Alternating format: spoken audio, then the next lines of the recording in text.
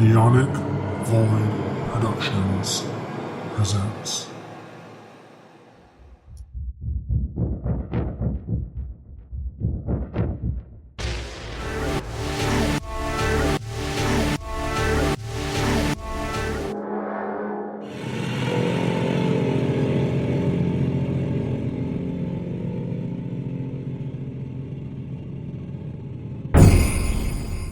I'm going to have to clarify because I say a lot. I think because I say a lot of things could be like cosmic horror-y, and I mean that more in the sense of like it kind of has the same vibes, but this one,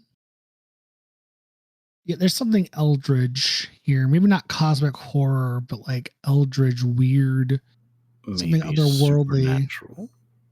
Well, yeah, I mean, obviously they're supernatural, but it's something that's just. I think this even goes past that. Existential horror. Yeah, existential dread, constantly just in loops, a being that can just rewind time and space because she just kills him, or he kills himself and then she starts it right all over again. Is it her starting everything over, or is it something else? That's the trick.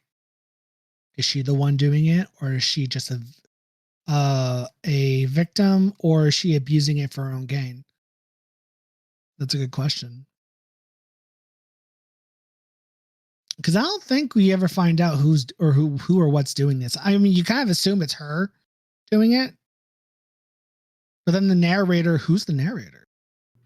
I don't remember if the narrator explicitly states that he might be doing it. He just explains it like, yeah, he remembers everything. He just pretends not to realize. So every time we talk to him, he's like, what are you talking about? This is the first time we're doing this. And then every voice that's in your head, as well as you, the player, and the princess, are fully aware that it's a different timeline. Yeah, that's why I'm thinking. I don't think the narrator's doing it. I think it's either the princess herself or something more. Hi, welcome to Spookocalypse, where we're talking about theories. We're getting right into it, y'all. So, hi, I'm Zio, and you know him, you love him. We're here with Bunyip today, as per usual. Per usual, indeed. Yes. As you can see, we're still doing video games. Before we get into it, if you go into the Linktree link below, you'll find obviously a link to the Linktree that'll take you to the other podcast, Neonic Void Productions. You want to go listen to D&D? Go listen to some D&D. You want to go listen to old episodes of Tea of the Gods? Please go do so. Comic books, House of Ideas, which I am working on episodes of House of Ideas. So look forward to that. For October. Also, the YouTube link is in the description below as well. If you want to go look at us on YouTube, go subscribe. Stuff is happening, things and such. Yes, please go listen to our other shows. Like, give us love. We would love to do this for a living. Help a bro out. Help make my baby what do they call it? A livelihood. So me and my friends could do this for a living. Because wouldn't that just be nice? So yes, all that will be in the description below. Now the flavor mint of today is I don't think there's any flavors and shit to this, is there? About the taste of steel. Iron? You know, from getting stabbed all the time. Oh, yeah. No, that's a. Oh, yeah. Steel. Hard, sharp steel, baby. So today we're discussing a recently released game called Slay the Princess. Yes, Slay the Princess.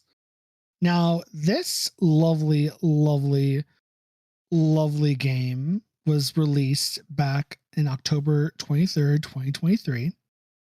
And it's released on Linux, Mac OS, and of course Windows. And it'll soon be on Nintendo, PS4, PS5, Xbox One, and Xbox Series XS. It's coming to consoles soon. This game was created by Black Tabby Games, and the publisher is Black Tabby Games and Serenity Forge. And this game was done on the RenPy engine. This is another RenPy game, y'all. This is the second game we've talked about on this pod that was on RenPy. Yeah, because the other one was Doki Doki. Wasn't Hooked on You also RenPy? No, that was done in Unreal. They did a visual novel in Unreal? I'm pretty sure Hooked on You, because that one wasn't done in I'm pretty sure that one wasn't done in developer. What was it done? Oh, it doesn't say what it was. But yeah, no, I don't think Hooked on You, a Dead by Daylight dating sim was done on RenPy. It goes down on something else. But no, yeah. So Slay the Princess is another RenPy project. Hey. Love them. And gosh, where do we even begin with this game? Yeah, it's not that linear, and it goes all over the place. So we could probably discuss like what our first ending was. Oh yeah. So, of course, this game is very simple, right? It's called Slay the Princess. So you're a knight, shining armor, save the world, save the princess. You have one goal. Slay the princess. That's it. Self-explanatory, right there. Point blank. Kill her.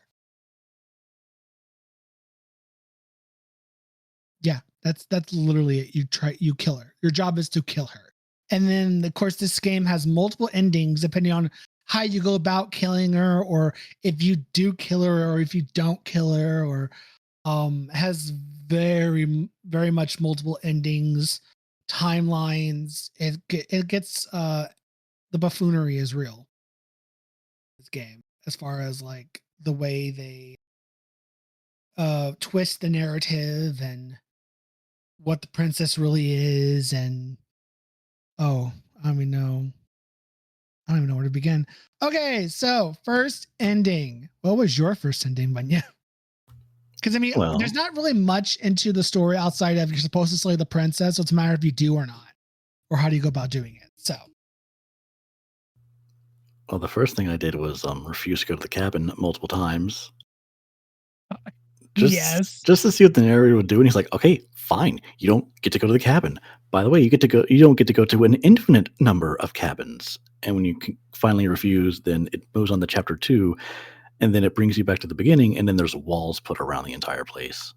And you're forced to go in there. Yeah, you can't really wait else. Like, so you have to go in, and then you have like the voice of the hero who pretty much echoes what you, the player, might be thinking, and the voice of the contrarian who always counters what the narrator is saying, just to mess with them. Yeah. But it's also one of the first places where you find inside the cabin a mirror, which you can approach it and wipe it, and the narrator's like, "What are you doing? There's nothing there." You also notice that your arm looks like a reptilian arm, so you're not human like you might assume. Yeah, somehow, some way, you are just you become some animal, monster, lizard thing. Yeah, at least that's what it looks like. Yeah. And then there's always a knife on the table, which you can grab it or you can ignore it. Yep. I don't remember which one I did here, but I went down to the basement, and it led me to a split of stairs. I'm trying to think. It was a very liminal space with stairs, I guess, because they were going all over the place. I was like, which do you want to go? I was like, I'm going to go down the soft stairs. And as they're going down, the stairs get softer and softer, and they look like they're turning into clouds, and then they're impossible to walk on. Oh my, yeah. But eventually you do make it through. And the world fades around you and it all becomes unreal. And then suddenly I'm just in the prison cell with the princess. Yep. And as I'm talking with her, she splits into a second fracture, and then a third fracture, and then a fourth fracture, and then a fifth fracture. And they all have different voices. Yeah. They're all different kinds of personalities. Although, when you're going down to the basement in most other endings, she usually only displays two personalities, which is like scared but hopeful, but then the other one who's like challenging. Yeah. I mean, no, I got pretty much got the same way with, so she got like multiple personalities and whatnot, and she became very fragmented.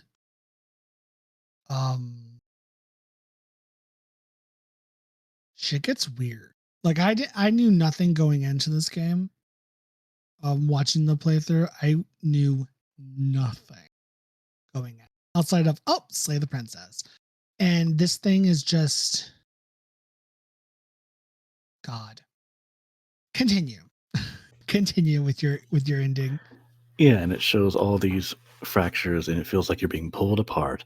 One reality clashes with another as you try to free her, leave her, and kill her at the same time. And then everything collapses together and let's see. She turns into a small crystal and sinks into a mirror. And then it says, when everything is possible, nothing is. So, in other words, trying to make all the choices at once means you can't make any choice. Yeah. But meanwhile, I'm like, I just want to explore and see what I'm able to do. And I think I broke something. But I find another mirror, and the voices don't like this mirror because they say it feels final. But then you approach the mirror and you touch it, and it shows a part of your reflection. You see more of your hand, and it looks kind of like a crow's arm, like if they were human. Mhm. And you see a glint of your eye, and you don't exactly look like a hero. Yeah. But you're in this place called the Long Quiet, and it looks like a bunch of brown hair twisted and tied together. And then you approach this, I guess it's an entity that is made up of all these split up faces and hands and arms. And you're just like, are you the princess? And I don't think she gives you a clear answer. Yeah. She really doesn't. Yeah, so it's very vague wording, but if you go through the dialogue, she basically says that I need you to collect more fragments of myself, these princesses you can find in other timelines. I can send you back to the beginning again, in which you repeat going through the chapters, so you can make other choices. And the game is nice about making you not have to track down your choices because if you try to make a choice that you've made before, it blocks you out of it. Yeah. Like it'll either not list it or it will gray out the option as like just to imply, oh, if you did this again, you would see the same ending, and you don't need to see that. But the best part, wait, oh right, so you can say like, I want to wait forever. She's like, that's fine, you can just wait, and then you get kicked out of the game, and then you can get back in if you want to, and then like the only way to progress forward is to say, I want to be sent back. And this favorite part is like, oh, by the way, this vessel, referring to the first princess that you dealt with, like, she asked that I tell you to remember her.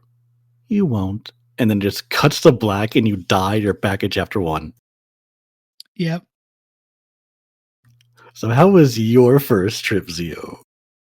My first trip that I experienced was pretty much that one. And he's like, yeah, find the other pieces of me. Yeah, you're not gonna remember shit, but good luck. She kind of just sends you on your way, and I'm just like, what the fuck is she? Multiple faces and shit. I'm like, because I knew nothing going into this game outside of you have to slay the princess, and I'm just like, what kind of fucking weird shit is this? And that hooked me. Just because just because that's the title of the game doesn't mean it's the objective. It could be misleading. I mean, I knew it was misleading. I knew there was going to be more to it than that, but I didn't expect it was going to be this journey of the princess becoming your worst fucking nightmare. And then you're trying to question what the fuck is she and why do we have to slay her? And why is she Yeah. here and shit? It's the plot thickens. Yeah, and the narrator always counters what you say, where you're like, well, why should we kill her? And he's always like, I can't give you an answer. You're just going to have to trust me. And you're already here. So you might as well do it. And you know you can't run away. So it's like, given the circumstances, you might as well kill her. Yeah, Also, I'd be like, what's good? Who are you? Why should we believe you? did you get the same fragment that I saw where it's multiple faces, or was it a different fragment? I think it was a fragment that has multiple faces, and she addressed the character saying that you're going to see other versions of me, and because she looked weird. She looked like the Hecate, like Mm-hmm. the maiden, the crone, and the mother. But I mean, it was all versions. All those faces were young, but I'm like, I was getting like Hecate vibes, and I'm like, what kind of multiversal bullshit is this? And I was just confused. I was like, what? This is weird.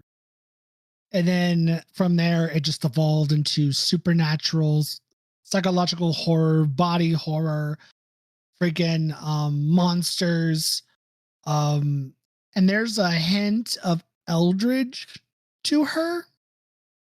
Not necessarily cosmic horror per se, but I don't think. Okay, I know there are theories saying that the princess is some form of mortal. I don't think so. I think the princess is something much more than that, um, than just immortal. Because if she was just immortal, you could kill her or whatever. Obviously, she can manipulate time to her advantage or to her uses, or if she's not doing it, someone else is. And you could think, oh, maybe the narrator does that, but then the narrator also doesn't remember when the loop restarts. So that's why I don't think it's the narrator either. I think it's the princess doing the loop and the time loop and shit. But the fragment that we're seeing, or the piece of the princess that we're seeing, does not know that it's been relooped or what. So there's a lot of puzzle pieces here in this game. But each fragment does remember the loop every time you reset, though. It doesn't. I don't think it's aware of its other fragments, but when I went into the story and I go through chapter 1 and you go through chapter 2, she remembers you killing her, or she remembers Oh, killing you. okay. Yeah, you're right.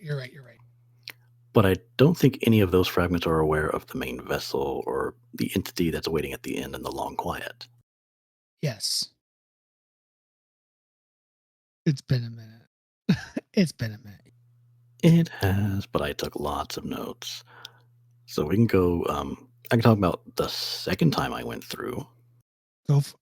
Go on. Yeah, we can alternate. This is the game. This is the because honestly, I just watched the playthrough, and I was watching Markiplier play the game. So if you have more details with it, please be my guest. Since this is your pick. Yeah, I did encounter different endings from Mark, so I wanted to mention what happened. Because I didn't get. I don't think Mark got all the endings.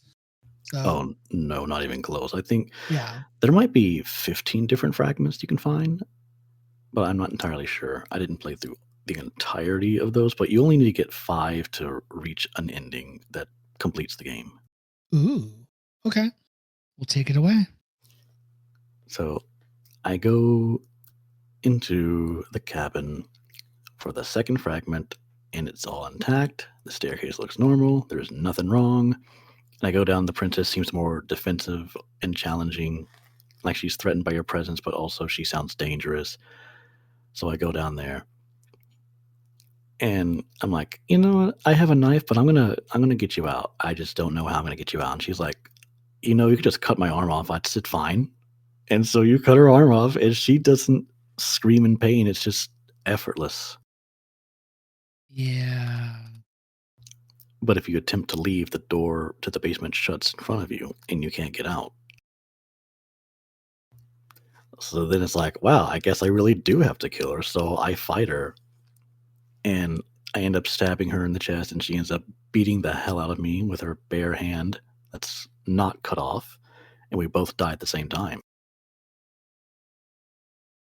Yeah, homegirl loves to cut off her limbs or not react when you cut off her limbs, or sometimes on one occasion she'll even chew off her own limb. Oh, there's more ways that she escapes. Oh God. So into chapter 2, go back down there, and there's this voice of the stubborn that chimes in, and well, he basically acts like someone who isn't willing to give in so easily, even though he's not gonna survive. Just like, come on, let's keep going. We're gonna keep doing this till we get it right. But the interior of the cabin looks different. It looks more like a chapel, and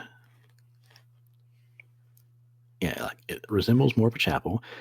And you go downstairs, and she sounds even more threatening. And I'm like, I'm just gonna Mhm. not take the knife with me this time. Let's see what happens. And she looks like a demon with a tail and horns. Yeah. Very nice looking demon princess. Also, she Mm. acknowledges that she killed you last time, Hmm. and then you fight her. Well, the voices seem to remember. She remembers the last time, but the narrator claims that he doesn't remember. Yeah. Which makes you think that the princess is the one doing it, because otherwise, if it was the narrator, I mean, he could be lying, sure. Yeah, it's possible. But you fight the demon princess again, and she easily beats you because she's way stronger. But you can choose to just get back up. Like sheer stubbornness helps you get through the fight. And she's like, "How are you still standing? Your face is gone. I tore it off. It's on the wall over there." Yeah. After the third time of dying, you stay down, and the princess looks genuinely afraid of you. And then we're in the chapter 3. And then chapter 3, the forest looks different. It looks like the terrain is made of boiled skin and the trees look like claws. And you're heavily encouraged to take the blade this time. And the cabin looks disgusting, which it still looks like a Ooh. chapel, just more profane. Yeah. Now the princess sounds mad, like insane mad. And this is one of my favorite designs. She looks like a mix between a demon and a Cenobite. Ooh. Like pieces of her flesh have been peeled back, her heart is exposed, her rib cage is covering her heart barely. And then it's like, well, she can't get us because she's still shackled up. She's like, oh, that's not gonna be a problem. And she just pulls her arm out of the shackle and leaves the skin behind. Oh, it's so gross. And then I her way of screamed. killing you is just she just unwinds your insides. I was like, oh my God. Uh-huh. And yet she claims that she feels cold. So even though you technically died in this encounter, she gets taken away by that Yeah. same crystal you saw before. And it's that amalgamation you saw, or the entity that you saw in the long quiet again. And I gave her the second fragment, which is, I don't know, the demon. Yeah. And if it's the second time visiting the mirror, it says you have grown.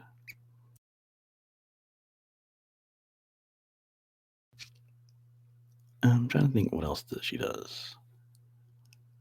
Yeah, basically, I just get sent back. And how many times did you go through to collect the endings, Zio, or was it just being watching the endings? I was just watching um Mark play it. So I don't know which endings I necessarily um missed or whatnot. I know I got the, oh gosh, let me pull up the list. So we have the advisory, the Apophis, the Beast, the Damsel, the Den, the Eye of the Needle, the Fury, the Gray burned, the Gray drowned, the Moment of Clarity, the Nightmare, the Prisoner, the Razor, the Spectre, the Stranger, the Throne, the Tower, the Wild, the Witch, and the Wraith. Sorry, the Wraith. I think I saw one of gosh, I don't The Fury, the Beast. I don't know if I saw the Witch or not, but they're like different forms of hers. She takes the Adversary. Sorry, I think the demon one you're talking about was the Adversary. Probably. Yeah. And what I've noticed that like if you wipe the mirror away, you're pretty much going to get an ending unless you make like one wrong choice, and I don't know what it's based off of. But usually in the chapter 3, the mirror is always placed in front of you in a doorway, meaning you have to wipe it. Yeah. But if it's a chapter 2 path, then you can ignore the mirror and it lets you go on. I don't entirely know how the mirror works, but I'm fairly certain that if you wipe it, then you're going to get an ending. Yeah. So my third run, she is like, I go down basement, got the knife. She sounds threatening, and I'm like, I'm not going to let her be a demon. I'm just going to kill her immediately. Oh. And then she looks surprised, but she's like, no, I can survive. I can live this. And then she just dies. Ah. Yeah, then you go back up to the cabin. It's like, okay, here's your prize. Nothing. You open the door to leave, and there's a vast empty space, and the narrator sounding creepy, which I swear is something straight from Monica. Yes. Freaking Doki Doki. It's like, hey, nothing can happen anymore. You're happy. You're safe away from anyone. I'm like, but I can't go anywhere. And you have no sense of time anymore. So it's just like, I don't know how long you're in there, but I think it's implying that days or months or even years pass before you make a decision. Yeah.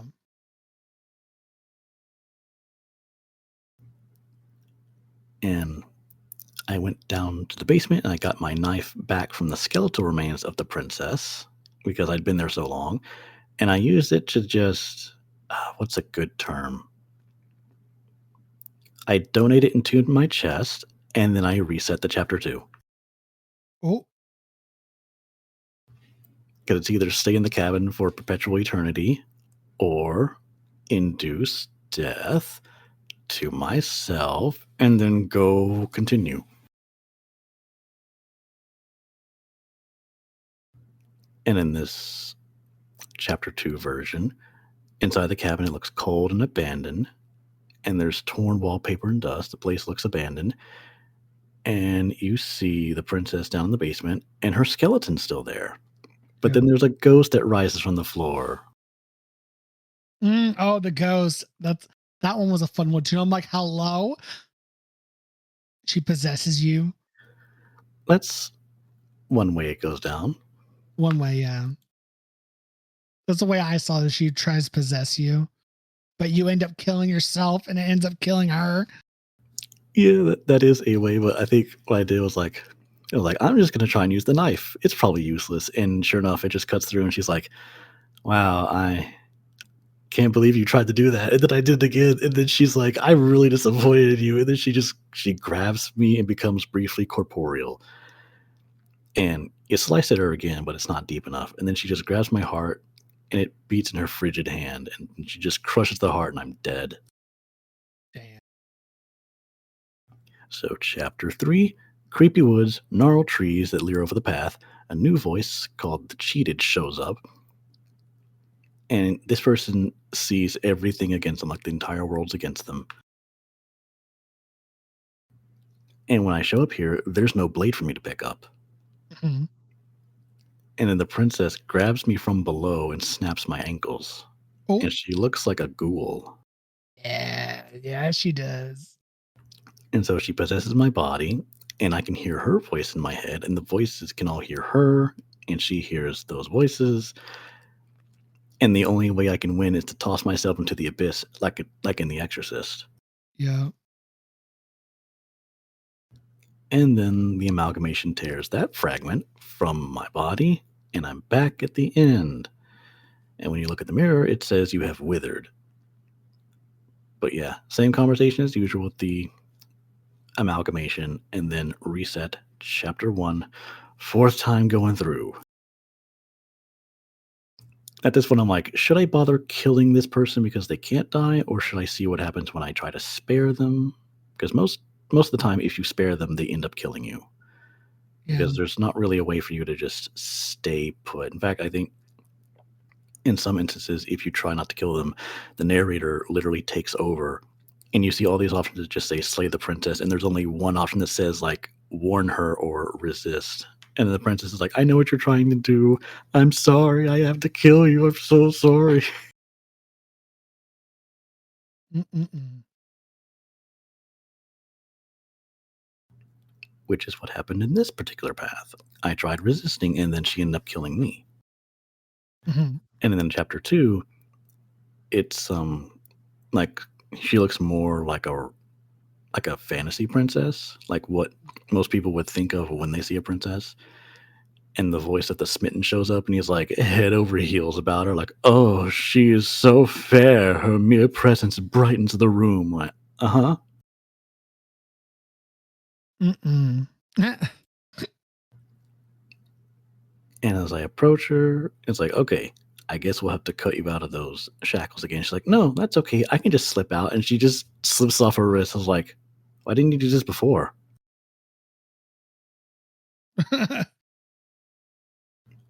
And this is where it gets really odd because she seems to lack autonomy or independent thought because you're like, okay, what would you like to do, princess? And then she's like, well, what would you like to do? I'm like, I don't know. I guess we could go outside, but what would you like to do when we get outside? She's like, I don't know. And as you keep doing this, she begins to deconstruct, Yeah. going from a detailed drawing to sketchy lines to just lines and shapes and then to nothing. And this brings us back to the long quiet once more. And it says, when you look into the mirror, it says you see yourself unraveling. And then you talk to this entity, like, how many more vessels do I need? She's like, just one, and that'll be enough. And the others will gravitate towards me. Mhm. Mhm. So, fifth run through. I just let the narrator talk about whatever. I grab the knife, and I'm Yeah. like, I guess I will try to free her, even though this might not be the best idea to free this unknown princess. I don't know what she's up to. Um, hmm. I do ask the princess, like, well, the narrator says you're going to try and destroy the world. Is this true? And she doesn't say yes or no. She just dodges the question. Like you do. Like, she's very deceptive and will never give you a straight answer. Sounds about right. And then, like, the first time I resisted the narrator possessing me was when the princess sounded friendly. And then this time when the princess sounded dangerous. And I was like, I'll resist once, and then I'll try and attack her and then let her finish me off. And then it moves to chapter 2. And this, it's kind of similar to the demon, but it's going the opposite direction because the inside looks more like a church with massive doors and a tall altar. And then when you get down there, she resembles an angel, Ooh. but Yeah. not like a holy angel, but more like a. Uh, what is the name of that character in Lord of the Rings when they're in the woods and they meet her and she gets really dark for a moment? You're talking about the elf? The elf queen? Yes. Yes. Oh God. Grendel? Was it Hold not up. Eowyn? Lord of the Rings. Like, it's a pivotal scene because I think she sees Frodo's ring and then she seems like she gets really tempted by it, but then resists. Not Grendel. Oh my God. That's gonna bug me. It's Kate Blanchett. Yeah, but yeah, that scene. The princess resembles her now. Galadriel. There you go. Galadriel. Yeah, we're Yeah. dealing with Princess Galadriel right now. Yeah. But then she basically sees herself as above all others. Like, for some reason, the encounter that I had with her in the previous life gave her this sense of self righteousness. and then basically tell her like, I'm not gonna bow down to you, and she just scoffs at it, and then it gets me killed. Dun dun dun. And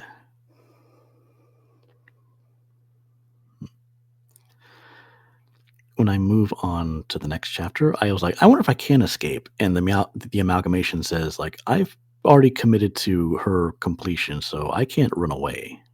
I'm like, Yeah. okay, just wanted to know. In chapter 3, the path leading up to the cabin is more like you're walking up a hill to a lighthouse, as opposed to where it just looks like a hill to a cabin. It's like you're walking up to something much bigger, and it looks more steep. And then like the giant form of this princess sprouts out. Ooh. And the narrator implies that my actions in the past of not slaying the princess caused her to get too powerful. In fact, it was bowing before a strong and imposing force that has gotten her to think she is above all others. And yeah, when she escapes the cabin, she pretty much has her own field of gravitation and becomes a personal tempest. And then you attempt to kill her again, and it doesn't really do anything, but the amalgamation grabs her like everything. And then it's like, okay, we're back in the long quiet. You approach the mirror, and you see the narrator. And he's a crow Mm. Mhm. or a raven. I'm not entirely sure. But point is, you ask him a lot of questions, and then the mirror starts to break into fragments. Um, he tries to explain to you, like, you can only ask so many questions before all the fragments disappear, so you may have to do multiple game playthroughs to figure out exactly everything. But he claims to be an echo, and he's like, yep, I was aware of every timeline. Those echoes of me have died, and I'm the only one left. Ooh. He's like, the voices remember everything, and the princess remembers everything. And I'm asking you to get rid of the princess. And I was like, why? And he basically says that she represents death and suffering. And you can save the world if you get rid of her.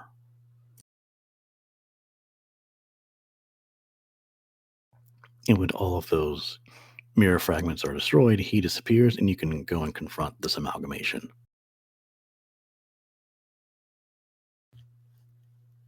And this final confrontation pretty much goes down to a battle of philosophical debate. Like you do. It's giving Doki Doki. He's given Doki Doki in a classroom with Monica as she talks about how it's just you and her and how she loves you and she's breaking the fourth wall. Giving that.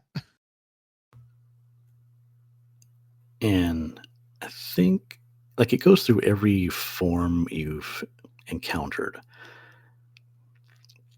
And I didn't really know how this fight was supposed to work because I didn't appeal to her statements directly, but I did appeal to her humanity just to see what would happen. And I basically got the same response every time.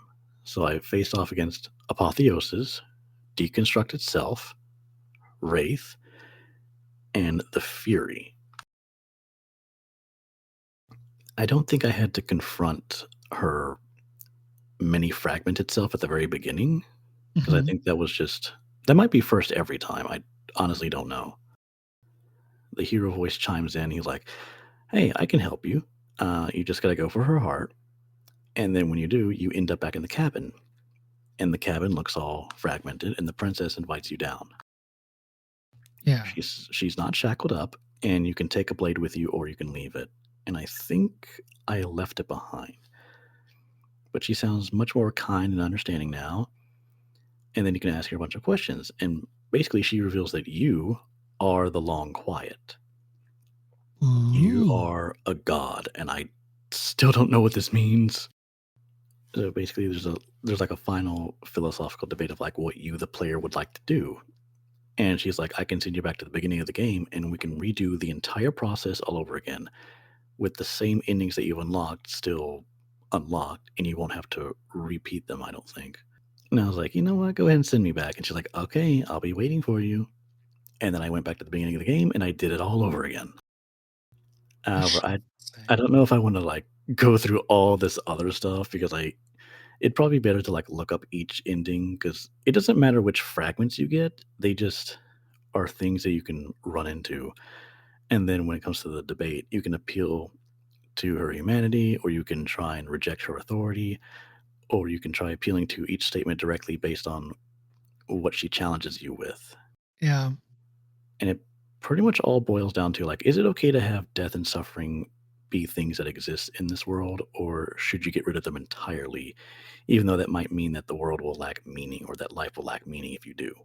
Yeah, that really does pose the question of suffering and pain is a constant, and it kind of has to be. Otherwise, what's the point? Yeah, In a weird fucking way. it's difficult. And by the end of this second full playthrough, um, I'm trying to think, what did I do?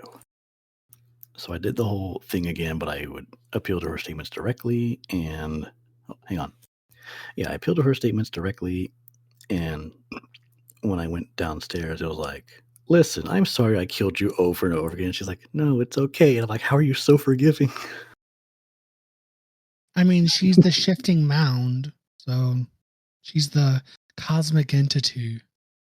But it did posit some other thing. I'm trying to like look at my notes and I'm losing my place. Yeah, but like this scene weirdly humanizes this character and makes her more relatable. And so I basically answered with like, I don't want to be a god and I don't want to remove death and make life meaningless, but I would like a type of life cycle where creatures have a chance to try again and to be their best selves. And this creature, I guess I don't know what her official name is. You said the Shifting Mound.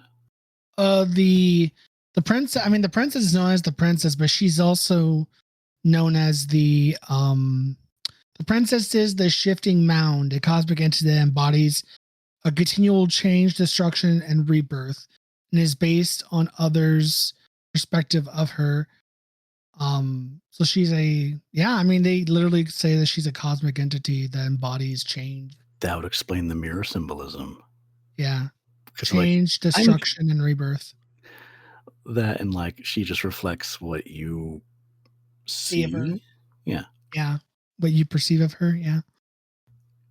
I did this multiple times. So I'm like, which version did I get that first playthrough and which one did I get the second playthrough? Or are they all the same no matter what? Like, I don't really know how deep this goes.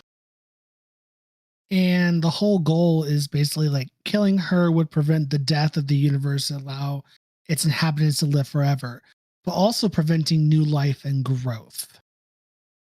So so basically this whole game is a big old metaphor about would you stop death and destruction to save everything, but also by taking out any form of new life and cycle.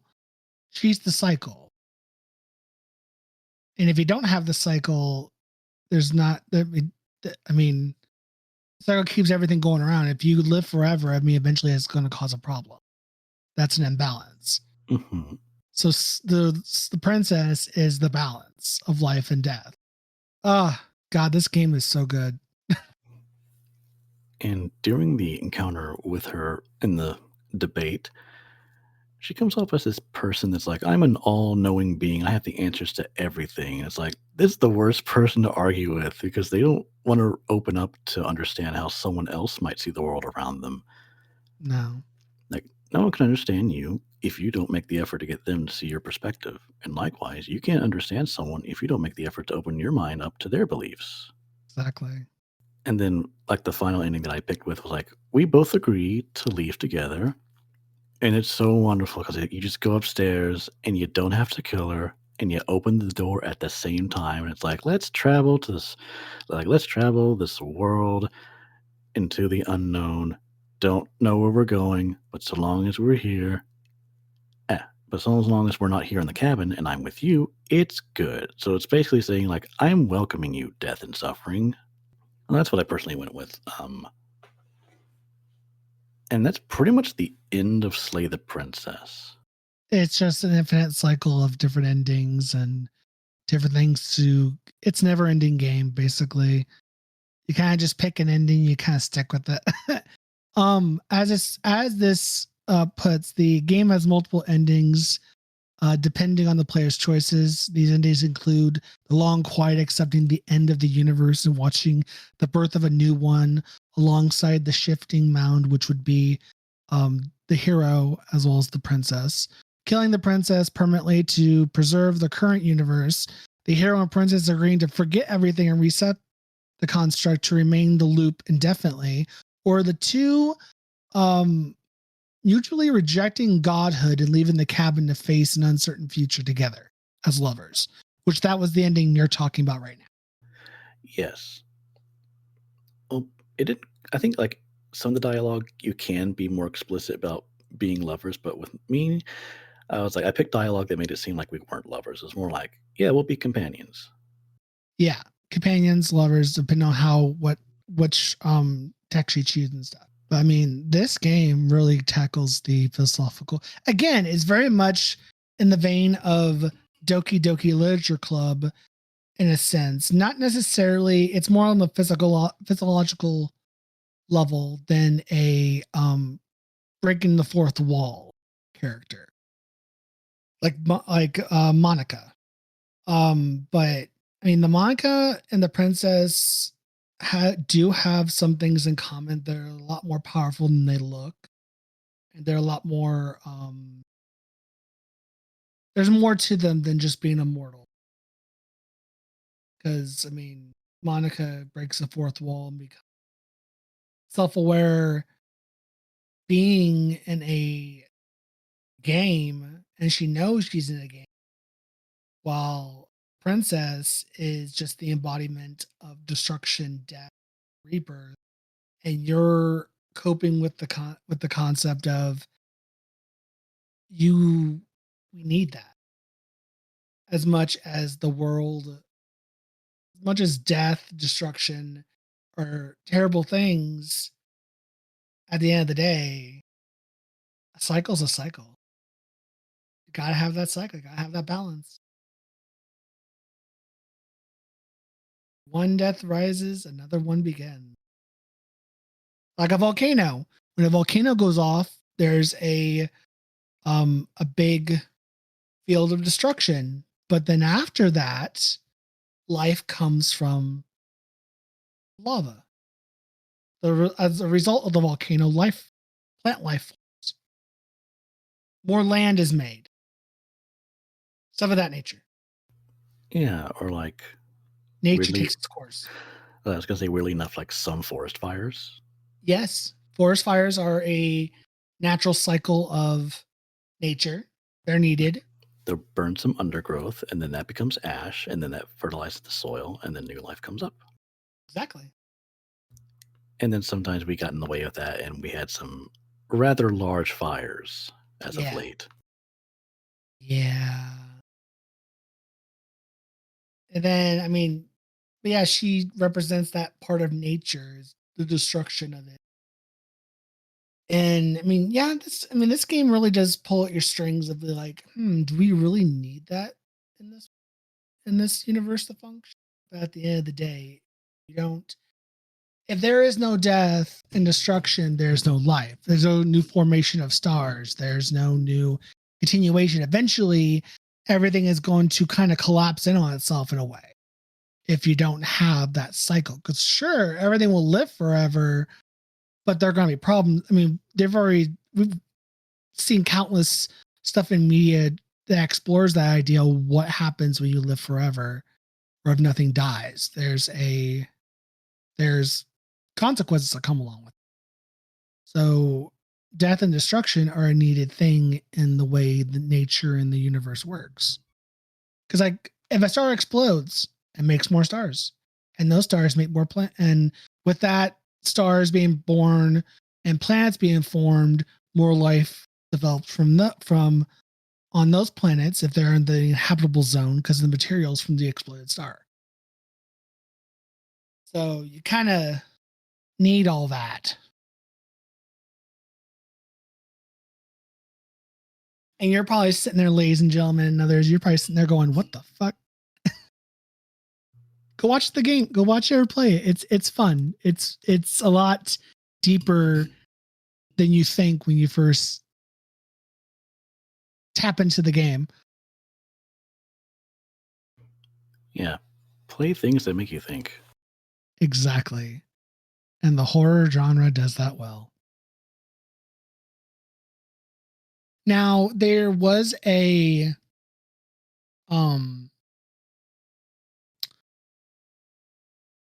there is a new, obviously the console version is coming out this fall.